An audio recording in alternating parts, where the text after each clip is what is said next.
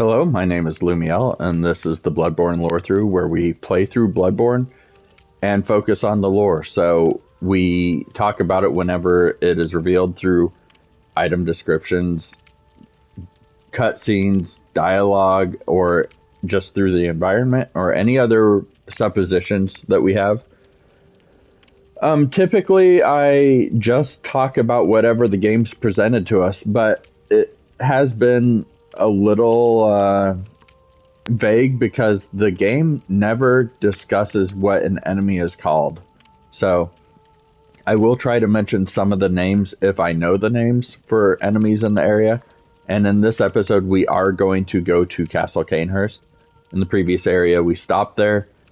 I am going to pick up some items from this Bath Messenger, and then we'll head back. So, in the previous episode, well, I have no blood echoes, so let me... In the previous episode, we picked up the Crow Hunter badge, and what that gives us access to is a few things.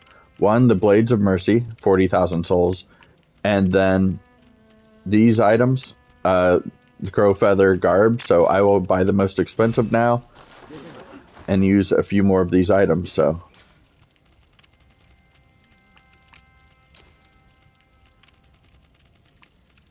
And hopefully that will give us enough to get everything from her gear. The weapon would be the last thing I buy. I'm mostly wanting to pick up her garb for the moment anyways. Alright.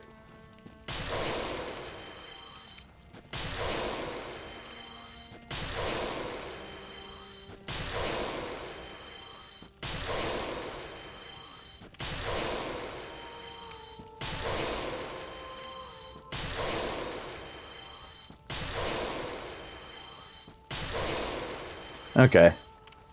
So it got us partway there.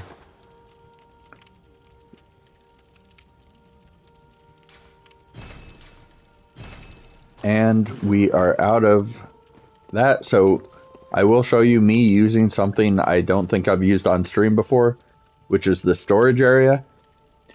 Here we're looking at the items I'm holding, and if you press R2 or L2, it goes to the things that I have stored. One interesting thing about the storage area is it clearly defines your weapons and gear as whether they belong to the workshop, the church, vilebloods, which we are about to encounter, and then we have workshop, church, and vileblood, right hand, left hand, and then attire. So I just wanted to show that real quick, but the thing I want to pick up is some of this stuff.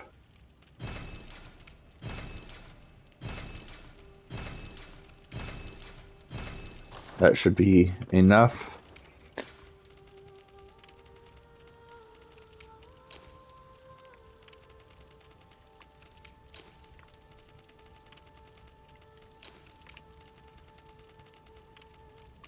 All right.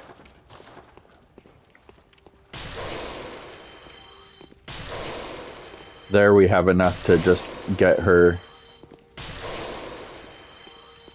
remaining garb, but we'll keep going. I don't remember how much the Blades of Mercy were. So we've got that. Now the weapon Blades of Mercy are 40,000. I probably can't get there, but we'll go ahead and consume these just to see if it gets us even ballpark. And I can tell right now it's not going to. Okay. So, no big deal. We'll get the Blades of Mercy some other time. And because that may happen off stream, let's go ahead and take a look at them. These are what Eileen the Crow used. And it's a special trick weapon passed down among Hunter of Hunters. One of the oldest weapons of the workshop, splits in two when activated. The weapon's warped blades are forged with siderite, a rare material of the heavens.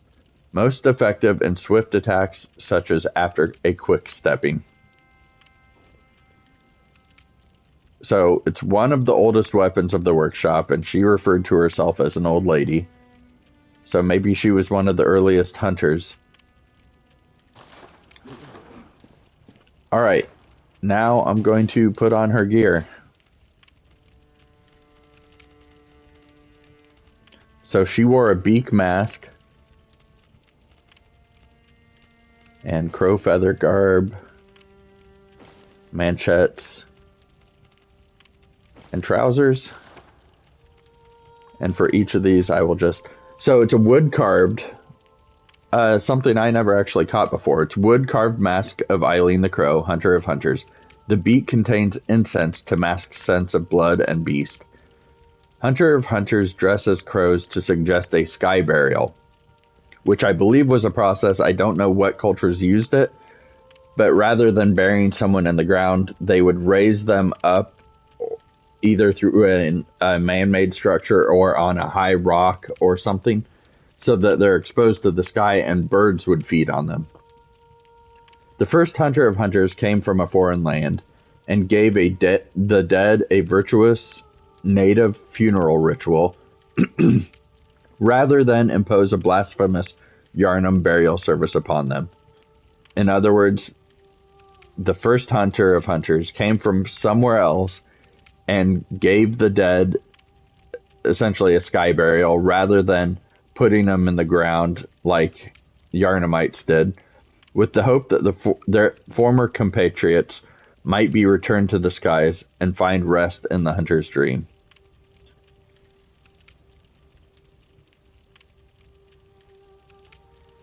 And these all say the same thing. So with that, and this is how it looks, with that, let's head to Castle Cainhurst. Forsaken or Forbidden Castle Cainhurst.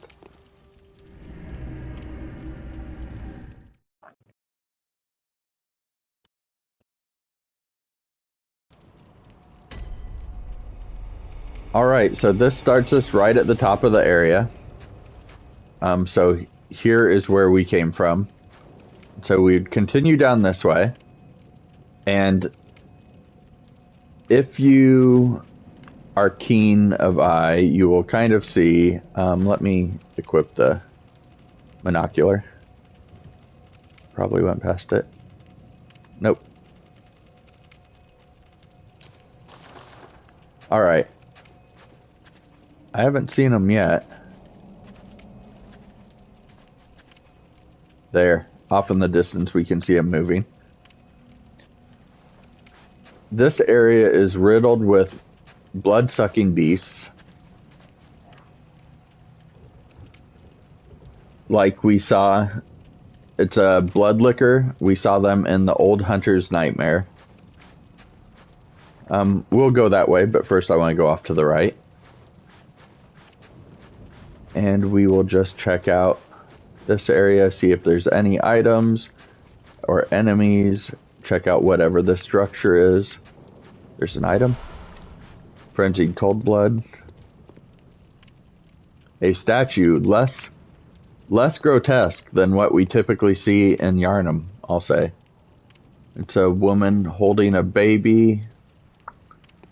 Alright, then of course this won't open from this side. So there's the path down that we can follow.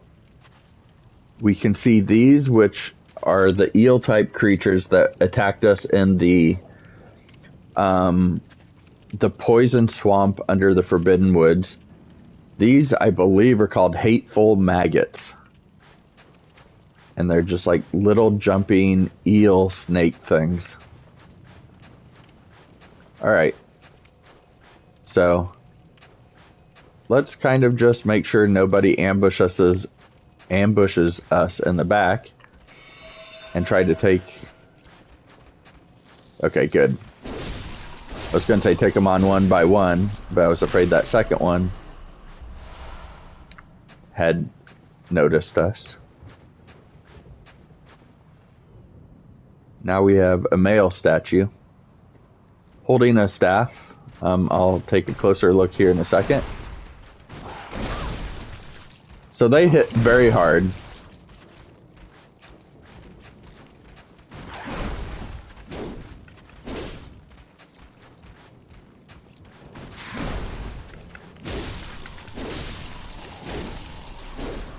Alright, now we can take a look at the statue, and you'll just see, I said it's riddled with these blood liquors, but it's also riddled with statues. We kind of see some of them repeated, like here's the woman holding the child, and the child holding a ball, maybe, or maybe a piece of fruit.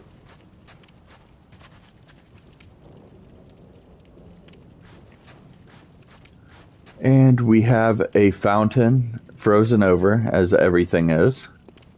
And it's got the guy and that woman, and repeated on each side.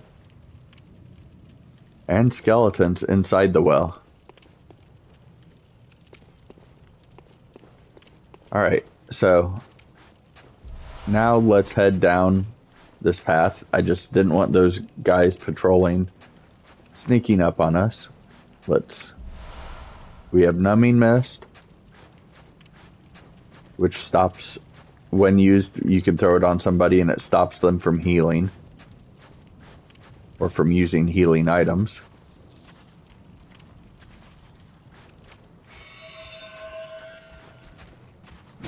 Be careful they don't lure you into a trap with several of them.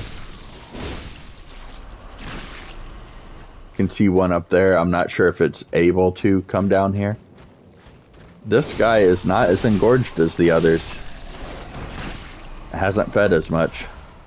They're all dropping these blood-tinged gems. Well, let me just make sure. Yeah, we pretty much hit a wall over this way. We'll continue down, and I was going to say we should see these hateful maggots soon. These guys can move in weird ways that make them very difficult to hit. And when you get stunned by several of them attacking you at once, they can really be a pain.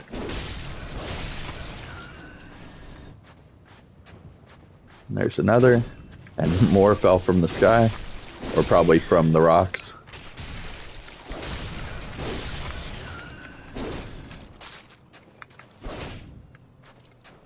Okay. See, I said they can be a pain to hit. And they can stun lock you. Alright. Oh man. See, you get too close to them, and your weapon will just swing right past them. Alright. And again, I'm over leveled, so if you were doing this at a lower level, they could really easily kill you, because you get stun locked. When they start hitting you and you run out of stamina, you'll just be bounced around until you're out of health. Alright, so I think that should be all of them. And a tempering blood gemstone. That's nice. Okay. So now we will head up. Yeah, we've explored that level of the path. We've been over here, found the locked elevator and the item. There is the lamp. So let's just kind of hug this wall and watch ahead for any that walk back and forth.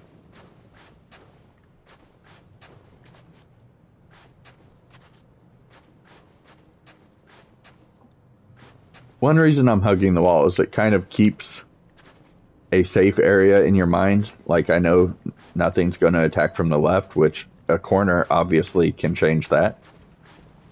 And there are some back there, so let's see if we can get the attention of one of these guys. And just try to take them on. Use the statues to your benefit and try not to get stuck behind them. I was being stubborn there rather than trying to roll or be smart. I was just attacking over and over.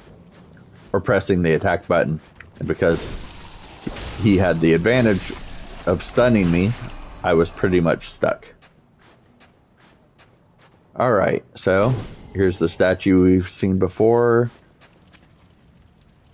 And then the other female statue.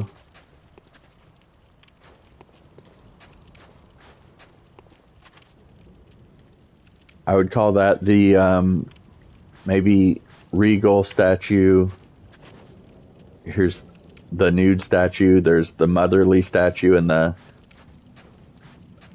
male regal statue, I would say. Numbing mist. Lots of numbing mist. Does that item description say anything that leads us to believe this is where it's from? Said to be used by the blood hunters of Cainhurst, its recipe is a secret closely guarded by the line of nobles inhabiting that castle. So yes, it literally does. Okay. That leads back. This is down to where we've been. I think that's it.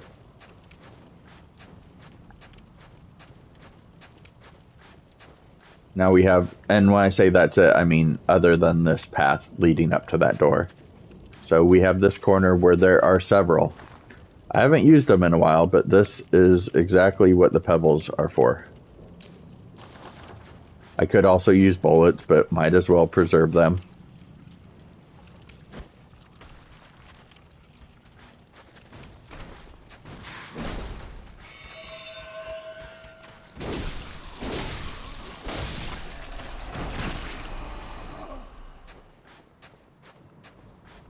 Alright, now let's get the skinny one.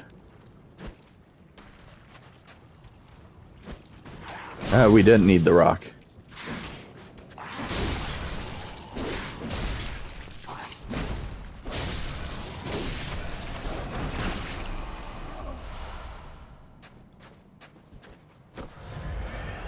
Now, I don't know that I need to, but let's try to sneak up on him.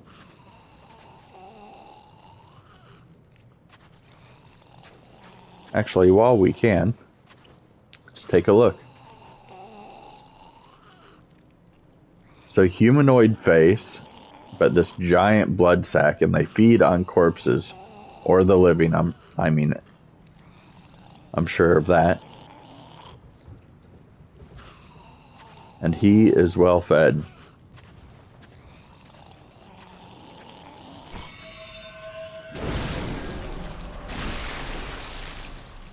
I'm surprised all of that blood doesn't release some sort of status ailment on me, but it certainly drenches my character. Alright, cold blood, nothing in this corner. Numbing mist. So if we're finding numbing mist on corpses laying around, are these the hunters of Cainhurst, and those creatures are an invasion or an infection of some sort? Kind of like a beast scourge here. Their version of the beast scourge that stemmed out of their use of the forbidden blood. And there we have the two regal statues. The male with his hand down holding a staff, and the woman hiding an arm behind her, it looks like, and holding one up. So, it's a little creepy. You approach and a door just opens. And of course, before we head in, we will use the monocular to see what we can see.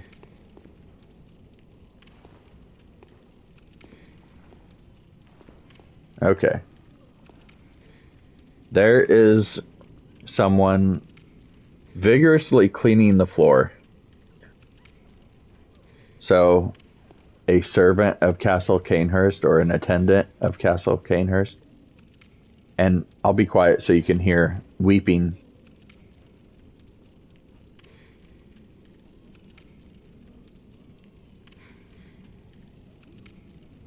Okay, we'll head in.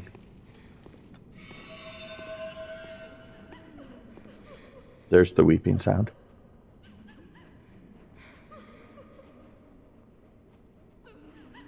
Okay, and you can see my breath is very cold here.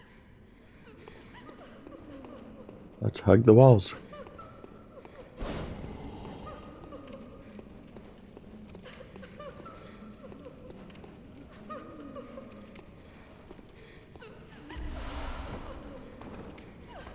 And you can see they're just hiding themselves. And we have these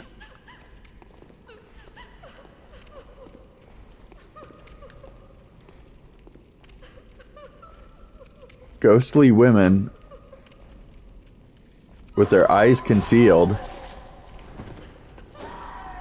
attacking us.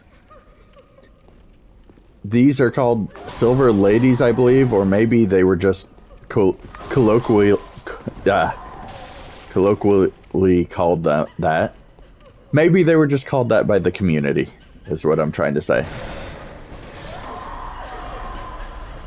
But silver ladies, they appear to be ghosts. You can see one there, one over there, one there, and here's an attendant that is dressed like what I supposed was a hunter outside, and kind of dressed like we've seen some of the church hunters where they have a scarf hanging down.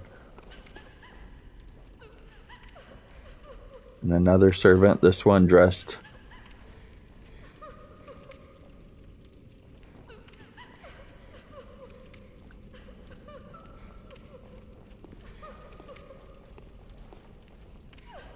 Can we see their face? Kind of. Bearded or long-haired, at least.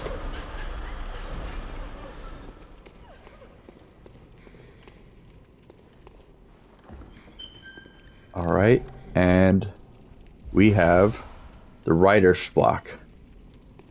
Or Rider Palash. I've always said Rider's block. It looks like I'm not saying that right, but Rider Palash. Rider Palash. So, we have heard a reference to this weapon. It's a right-handed weapon.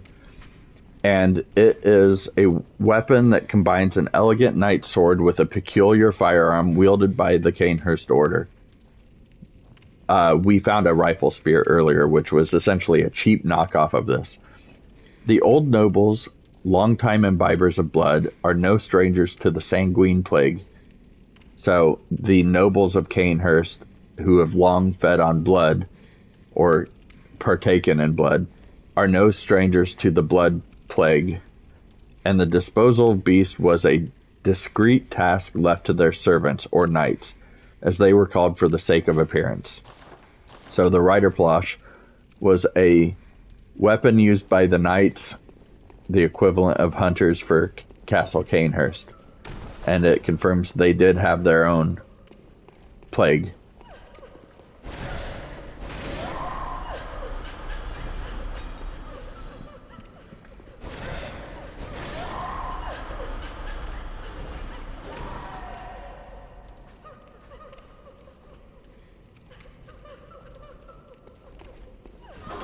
Well, I'm trying not to kill the servants, but if the ghost gets too close, it may be difficult.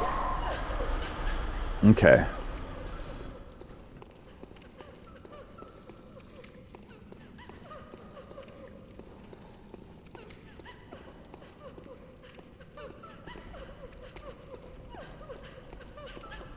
And there we saw one of the ghosts weeping.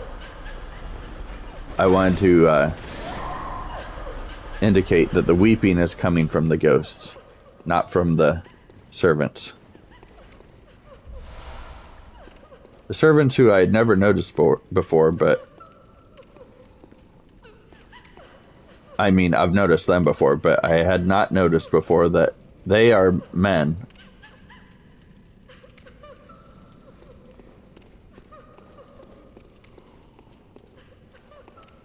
Okay, so we've taken care of the hostiles down here, which would be the ghosts. Let's continue up. And there's one coming down the stairs. If we attack her, I just suspected one would be coming up behind us. like here and there.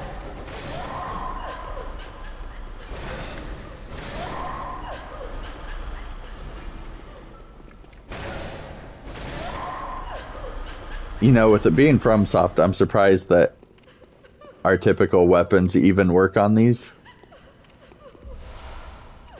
And that it doesn't require... You can't lock onto them, though. And that it doesn't require the use of a specific item or a specific weapon to harm these ghosts. And now that they're gone, the crying has stopped. Though surely when we get to another area, it will start again.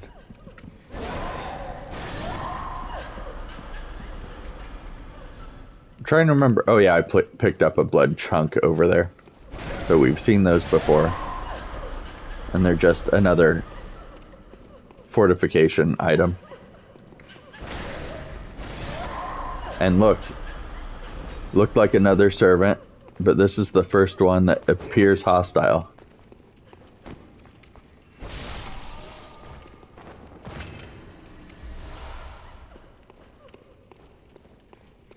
None of these drop-down points lead to anything. At least not here. Okay. We hear crying again, so we know the room's not empty.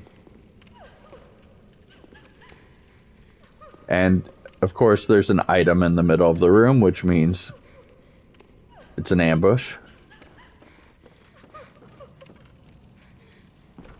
So, just watch out behind you. Not that the ambush is fast, but it's many.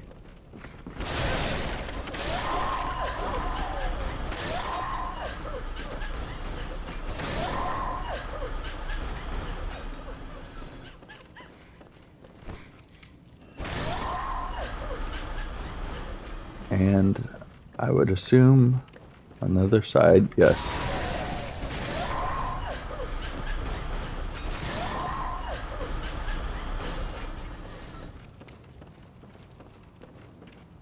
Alright, so we've taken care of them. So what is this item? Quicksilver bullets, and then there was a chest over here.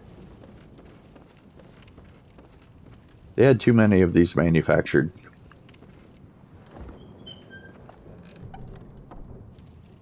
Alright, and now we have a noble dress.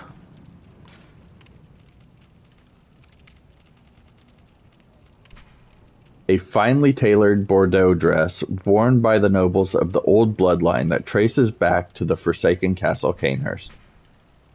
The only thing it tells us is that that is from Cainhurst, and there is such a thing as an old bloodline.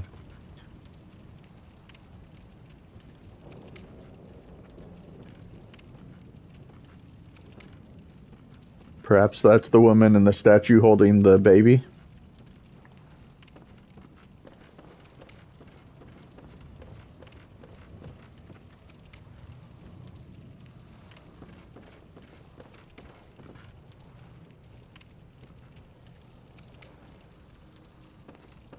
Okay.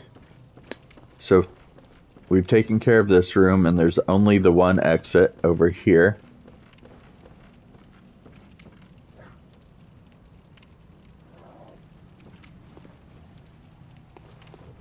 Okay, so it looks like it continues off to the left there.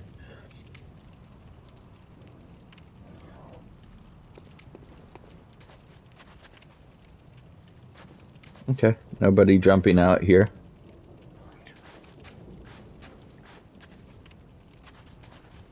There's nothing to drop down to or drop down from to this area. It seems a little... Why have this area? I guess there's a view there. Not much of a view other than to see that there are mountains in the distance. I guess it gives us a peek at where we're going right over there. Hard to see it too though, but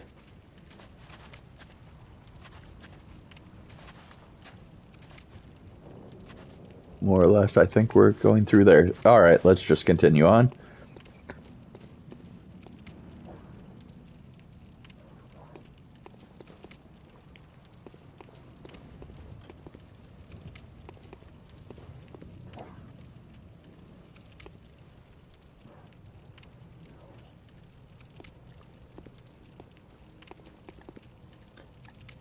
Okay, lots of statues. I'm looking for the ambush. Don't see... Oh, right there. Amid the statues.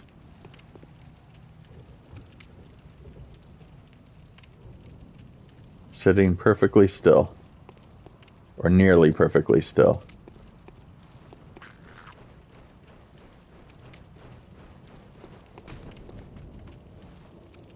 And I heard something fly and land, but where, I don't know.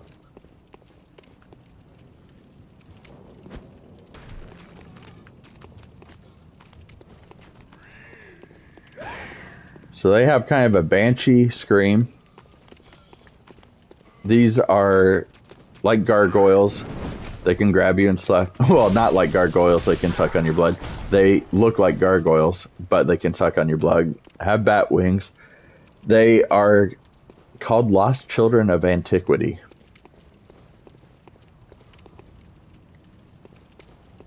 Like vampire bats. There's the one that probably flew down. So this step up there is just to avoid that ambush. And keeping my back to the wall. And there's the next that we have to face. Okay. I'm glad I kept my back to the wall so I saw this. And... oh. I was waiting for one to fly in, and there's one now.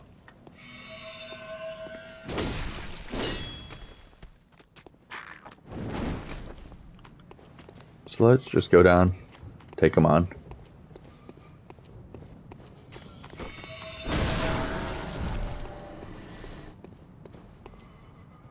And then we've got this one.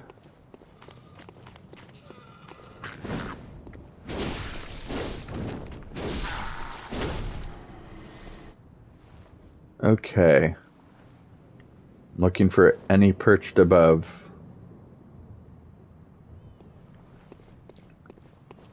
These lost children of antiquity or gargoyles, and I love how they just hide there. Not that they're hiding in plain sight. I'll let it happen this time.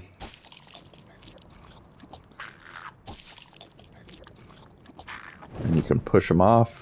Just wiggle your controls.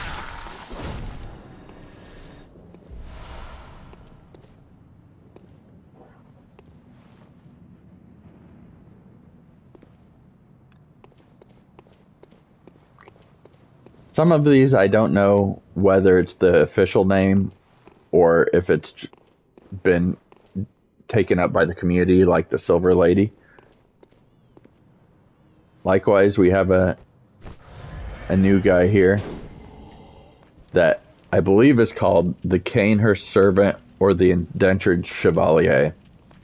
If I had to guess what Square, or FromSoft, not Square, what FromSoft called one of these guys, Indentured Chevalier sounds much more their style. And they're tough. Their moves do a lot of damage, or their attacks do.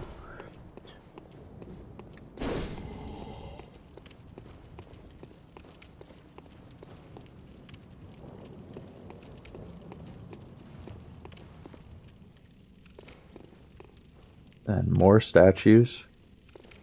Some broken this time. Then out here, listen for wings flapping. I don't know that there are any, but I'm saying that's what I would listen for. Look for the ambushes among the statues. Or perched atop anything. I hear a ghost. And I walked right into them. Because they hide well. And while that should be annoying, I can't help but love it. Executioner garb, gloves, and pants. So, the executioner garb, attire worn by the band of executioners commanded by the martyr Logarius. Logarius, which was Alfred's mentor, mentor, or Alfred of the Healing Church, the Vile Blood Hunter, later became the basis for all church attire, with its heavy draping of holy shawl. So that tells us that these Vile Blood Hunters kind of came before the regular, or the executioners at least, came before the regular church hunters. As the great Logarius once said, acts of goodness are not always wise, and acts of evil are not always foolish. But regardless, we shall always strive to be good.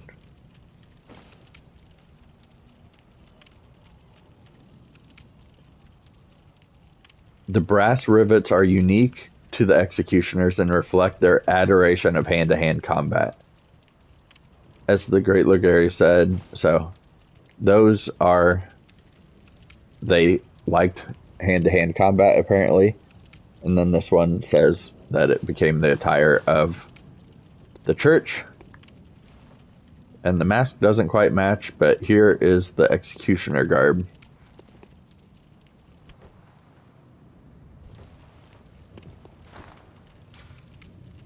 I shouldn't care about what matches, but I can't help it.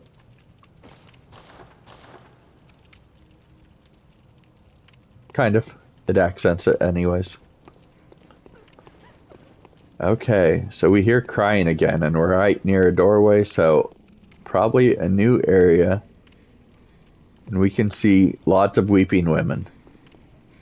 So, they are darn near everywhere. So what you'll want to do is really know where you're going. We can see a treasure chest over there. So maybe we can just stay close to the wall and not walk into any major ambushes. There's an elevator. I believe leads back to that elevator outside. We'll look at the Vile Blood register. A register listing all known Vile Bloods. Red leather record of the Vile Bloods loyal to the Covenant of Annalise, Queen of the Vile Bloods at Castle Cainhurst. A record of Vile Bloods, bloodlusting hunters who seek blood dregs of their prey, kept throughout the ages. So it's for a covenant item. A covenant being like the league that hunts vermin. Not greatly implemented in Bloodborne, these covenants. But, alright, so, before we're attacked, can we look around? We see kind of steps ahead, light back there. And do we see any other items that are drawing our attention? Well, there's this. Okay. So there are some banshee-like silver ladies. And what they will do is act kind of like an alarm that sets off. So we will try to run past who we can. And there... And back here we will have a shooting person that can be annoying, but what you really wanted to do was run back there and up those steps. So, as I said, the area is flooded with them.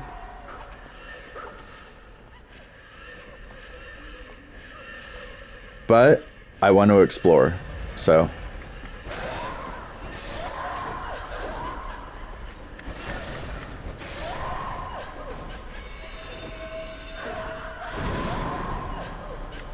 I thought that might get rid of a couple of them. Oh, there's...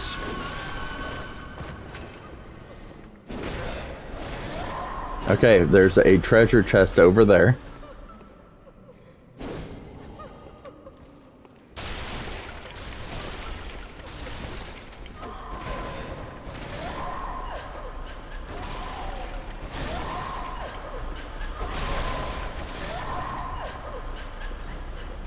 We'll just keep until we don't hear crying anymore.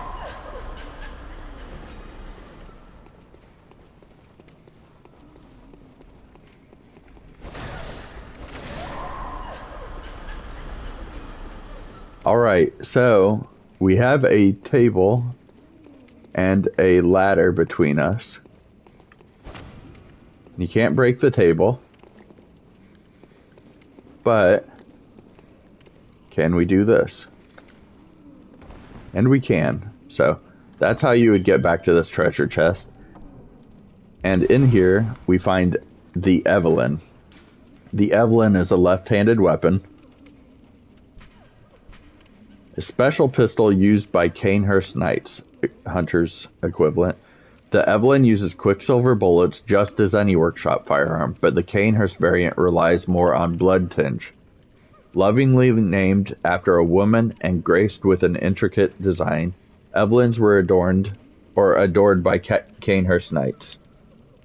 So, we have here, essentially it is a pistol type weapon that has a high blood tinge scaling, where my leveled up Ludwig's rifle has a D, this one has a B scaling.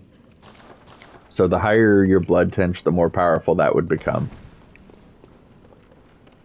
Alright, we're going to try to keep this under an hour, so we might end it soon. But the other thing we want to do is try to make progress. We kind of did with the elevator. Well, I guess that might have been cruel. I just thought it might be one that was going to attack. But we also want to make progress by opening up more areas if we can. And there was one on top of that. And so they do become aggressive.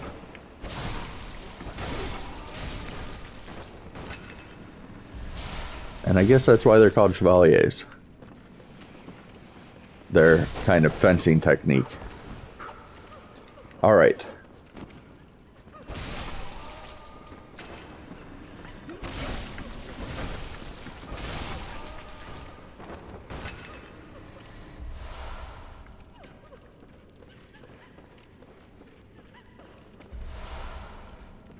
Okay, so we will go up and down.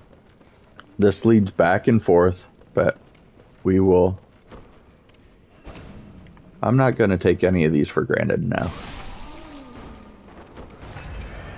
I think they all could become aggressive. There is a ladder, which is down below, and there's the steps we came up, but there's a barrier you have to get on to get to the ladder, so... Alright. Nothing is shooting us at the moment.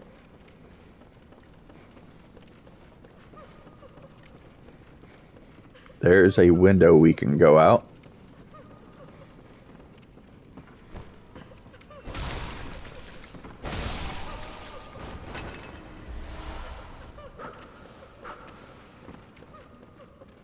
I thought I heard... Oh, there.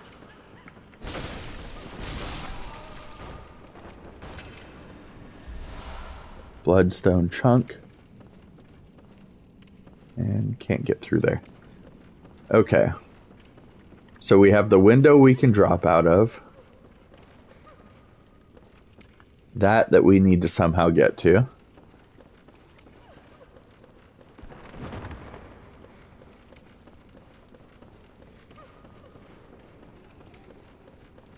Crying ghosts that we can't find where they are. And then this leads nowhere. So literally up the stairs, our only path is through that window.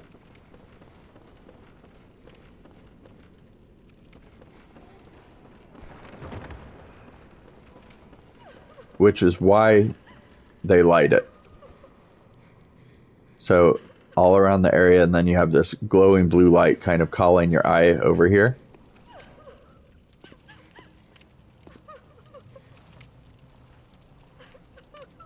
And it does sound like the crying's coming from out here. There's an item right below us, so let's try to stay on here. Quicksilver bullets. Anything else?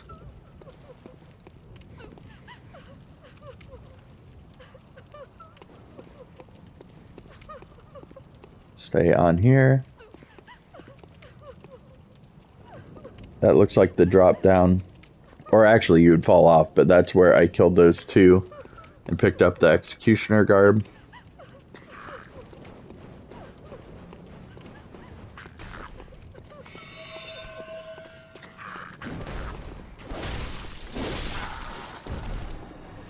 And this brings us to a doorway.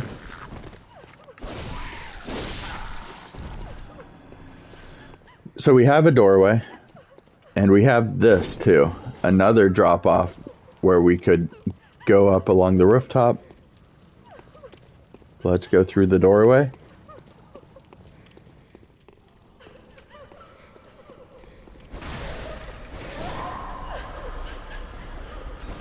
Oh, and she's holding her head. Oh, those are the ones that I said are like banshees. And see, it froze me as well.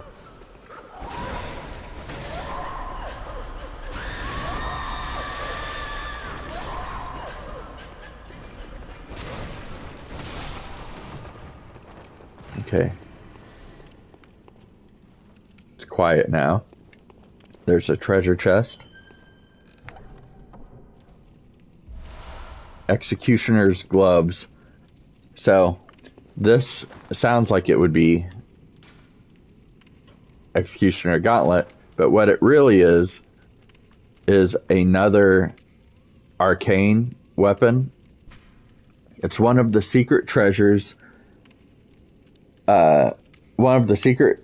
hidden in Castle Cainhurst, the gloves of an executioner from a faraway land. Passed from executioner father to executioner son, these gloves can be used to summon wrathful spirits of the past by smearing them with blood. It is said that the nobles found immeasurable delight in the dances of these vengeful specters.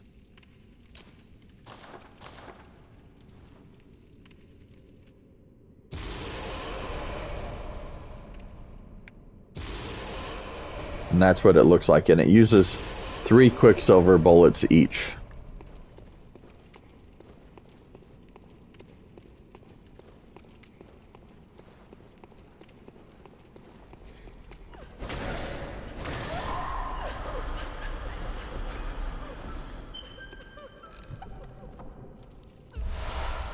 Knight's garb, so we'll check that out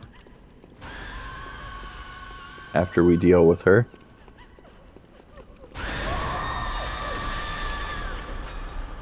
And her. Alright.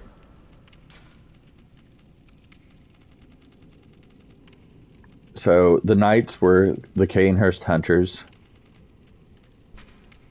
Attire of the Knights of Cainhurst, a regal piece graced by intricate goldwork. The Cainhurst way is a mix of nostalgia and bombast. They take great pride even in the blood-stained corpses of beasts that they leave behind, confident that they will stand as examples of decadent art. These all say that, so.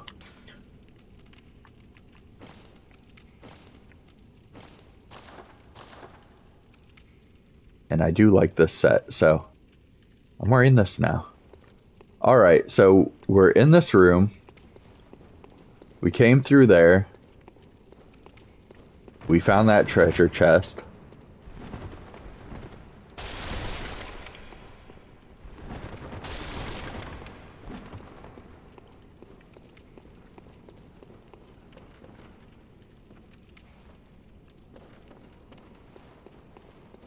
So I believe that is it for this room.